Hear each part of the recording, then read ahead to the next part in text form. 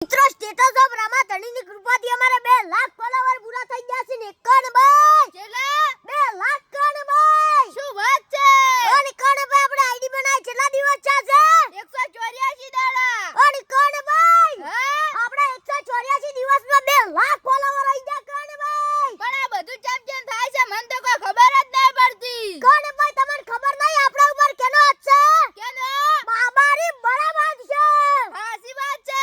અને કણભાઈ હા આપણી આઈડી ઉપર બાબારી બરાબર છે ને સિક્કો આવી ગયો છે કણભાઈ હાસી વાત છે